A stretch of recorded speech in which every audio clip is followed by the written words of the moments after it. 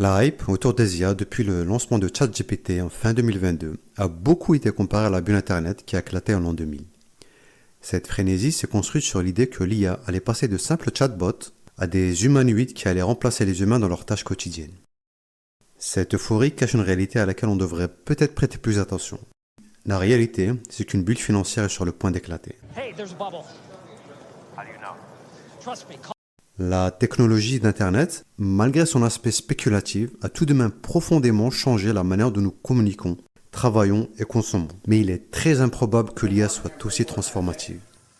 L'IA, basée sur l'architecture actuelle, a atteint un plateau et ne pourra jamais atteindre le niveau d'intelligence requis pour véritablement remplacer les humains. Dans cette vidéo, je vais faire une analyse plutôt financière de cette vague spéculative. Pour ceux qui souhaitent en savoir plus sur l'aspect technique de l'IA et ses limitations, je vous invite à consulter cette vidéo. On va commencer par jeter un coup d'œil à quelques indicateurs financiers. L'indicateur de Buffett, du nom du célèbre financier américain Warren Buffett, est le rapport entre la capitalisation boursière et le PIB américain. Il a l'avantage de montrer clairement quand il y a un décrochage entre l'économie réelle et la spéculation boursière. Par exemple, juste avant l'éclatement de la bulle Internet en l'an 2000, ce rapport était d'environ 140%. Ce qui veut dire que la valeur totale des actions boursières américaines était 1,4 fois plus élevée que l'ensemble de la richesse produite par l'économie américaine à ce moment-là. À l'heure où je vous parle, ce rapport est aux alentours de 220%. Cela signifie que Wall Street est plus du double du PIB américain. Un autre indicateur très parlant compare l'évolution de l'indice boursier S&P 500 à celle des opportunités d'emploi dans l'économie américaine. On constate que depuis le lancement de ChatGPT fin 2022, les valeurs boursières ont fait un bond de 70%, alors que les offres d'emploi ont, elles, baissé de 30%. Pas besoin d'avoir fait HEC pour se douter qu'il y a anguille sous roche. What you're telling me is that the music is about to stop, and we're going to be left holding the biggest bag of odorous excrement ever assembled in the history of capitalism.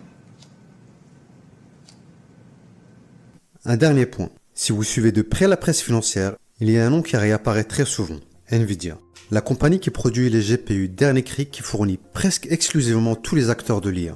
Sa capitalisation est passée de 300 millions de dollars à 4500 milliards de dollars en l'espace de seulement 3 ans, établissant au passage un record historique.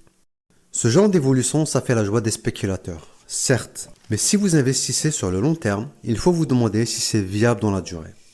Pour ce faire, on va regarder comment Nvidia s'articule avec les autres grands acteurs de l'IA. Un financement circulaire est un type de financement où l'argent circule dans une boucle entre des compagnies liées entre elles, donnant l'illusion de croissance sans création de valeur ajoutée. Ce diagramme, publié par Bloomberg début octobre, a fait le tour des réseaux et montre comment cette pyramide de Ponzi est organisée autour des GPU de Nvidia. Je vais vous donner deux exemples. Microsoft a acquis 27% de OpenAI.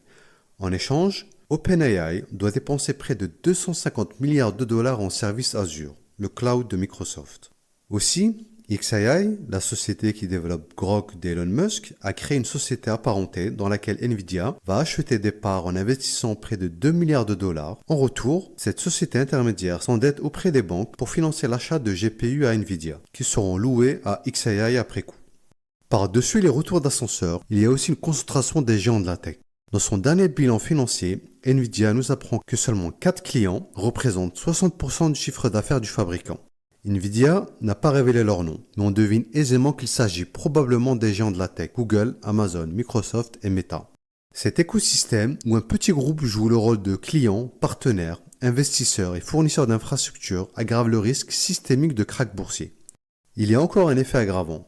Ces financements circulaires se jouent dans une économie où les dépenses dans l'IA représentent une part importante de la croissance. Dans un papier du Wall Street Journal, publié très récemment, on apprend que l'investissement des entreprises dans l'IA pourrait avoir représenté jusqu'à la moitié de la croissance du PIB au cours des 6 premiers mois de 2025. Faisons un petit résumé. On a une économie américaine soutenue à bout de bras par l'industrie de l'IA, où les géants de la tech achètent des GPU Nvidia, qui en retour investissent dans les boîtes qui achètent des GPU Nvidia. Dans ces conditions, un seul gros client de Nvidia en difficulté peut dégénérer vers une crise financière de grande ampleur et nous faire revivre les mauvais souvenirs de la crise de 2008. Bien entendu, pour Jensen Huang, le CEO de Nvidia, l'ambiance est à la fête. et vous pouvez être certain qu'il fera tout son possible pour que la musique dure le plus longtemps possible. Quelle compagnie va démarrer la réaction en chaîne? C'est la question à laquelle on va tenter de fournir une réponse. Les 4 plus gros acteurs de l'IA, Google, Amazon, Microsoft et Meta, même s'ils sont lourdement investis dans ce nouveau secteur, n'en sont pas exclusivement dépendants.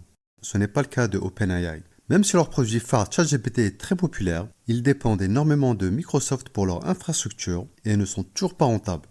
Loin de là. OpenAI revendique environ 800 millions d'utilisateurs réguliers, mais a tout de même enregistré une perte de 8 milliards de dollars sur la première moitié de 2025. Un résultat peu surprenant quand on sait que seulement 5% des utilisateurs acceptent de payer pour un abonnement. Et dans le contexte actuel, Sam Altman a une marge de manœuvre encore plus réduite, car ChatGPT n'est plus seul dans la cour des grands, et la concurrence est devenue très rude.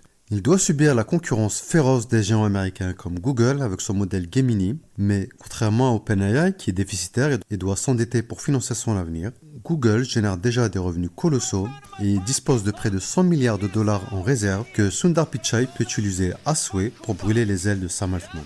Ça, c'est sans parler des modèles chinois, qui, contrairement aux Américains, ont embrassé le concept open source. On peut mentionner ici les plus connus, DeepSeek et Qwen développés par Alibaba.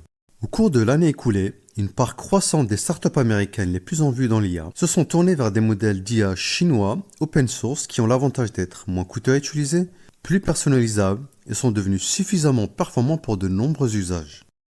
En résumé, OpenAI n'est pas rentable, évolue dans un environnement de plus en plus concurrentiel et dépend de financements externes massifs pour continuer d'exister. D'après le Financial Times, OpenAI a besoin de lever près de 207 milliards de dollars d'ici 2030 pour pouvoir se permettre d'être déficitaire jusque-là. Ma prédiction, elle est la suivante. Quand les investisseurs comprendront enfin que l'IA ne va pas révolutionner nos vies, OpenAI perdra sa capacité à lever les capitaux nécessaires à sa survie. Et là, ce sera le début de la réaction en chaîne.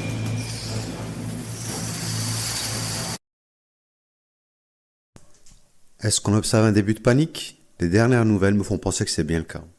En septembre dernier, Nvidia et OpenAI ont signé une lettre d'intention pour la construction et le déploiement de 10 gigawatts de data centers, soit l'équivalent de millions de GPU pour la mise au point et le lancement des IA de nouvelle génération. Comprenez les IA qui sont supposées concurrencer l'intelligence humaine. Mais tout récemment, dans son rapport financier à la SEC, Nvidia refroidit l'ambiance en indiquant qu'il n'y avait aucune garantie que cet accord allait voir le jour. De même, Oracle a annoncé en septembre dernier un investissement avec OpenAI d'un montant de 300 milliards de dollars pour la construction de data centers. Dans cet accord, ces 300 milliards sont exclusivement à la charge d'Oracle, OpenAI s'engageant seulement à louer leur infrastructure une fois disponible. Après cette annonce, le fourré a été de très courte durée, et aujourd'hui, la perte de capitalisation boursière d'Oracle est supérieure à la valeur du contrat lui-même. Au total, OpenAI, une boîte qui perd des milliards de dollars, a annoncé plusieurs accords avec des gens de la tech pour un montant total de 1400 milliards de dollars. Et quand on a demandé à Sam Altman comment il comptait financer ses aventures alors qu'il perd toujours des milliards, voilà sa réaction. How can the company with 13 billion in revenues make 1.4 trillion of spend commitments? And you've heard the criticism, First Sam. of all, we're doing well more revenue than that. Second of all, Brad, if you want to sell your shares, I'll find you a buyer. Pas très convaincant. Un autre acteur intéressant est rentré dans ce jeu des chaises musicales. Il s'agit de Michael Burry, un gérant de fonds spéculatifs rendu célèbre dans le film The Big Short, où il est joué par l'excellent Christian Bale. Rappelons qu'il avait parié sur l'effondrement du marché de l'immobilier durant la crise des subprimes et a récolté une petite fortune au passage. Il pense clairement qu'il y a une bulle et que les actions liées à l'IA sont surévaluées. On a appris sur les réseaux sociaux début novembre que Michael Burry a parié gros sur la chute des actions de Nvidia et Palantir. Le CEO de Palantir, Alex Karp, n'a pas du tout apprécié la pique quand il a appris la nouvelle.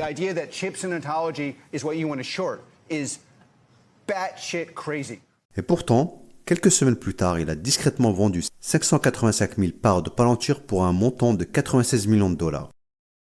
Est-ce qu'il se prépare un petit nid douillet pour amortir la chute? On en saura plus d'ici peu. Je ne suis pas devin et je ne pourrai jamais vous affirmer à 100% qu'une crise financière va nous tomber dessus. Mais il faut être réaliste et considérer l'ensemble des éléments que nous avons à disposition. La bulle va éclater, c'est presque certain. La question ce n'est pas si elle va éclater, mais quand. Ça peut être demain ou dans plusieurs mois. La réalité, c'est que les marchés peuvent rester irrationnels aussi longtemps qu'il y aura des investisseurs capables de s'endetter pour financer l'achat d'actions au prix fort. Mais l'histoire nous montre qu'il n'y a pas de nuance dans la confiance des marchés. Elle est binaire. Soit elle existe, soit elle n'existe plus.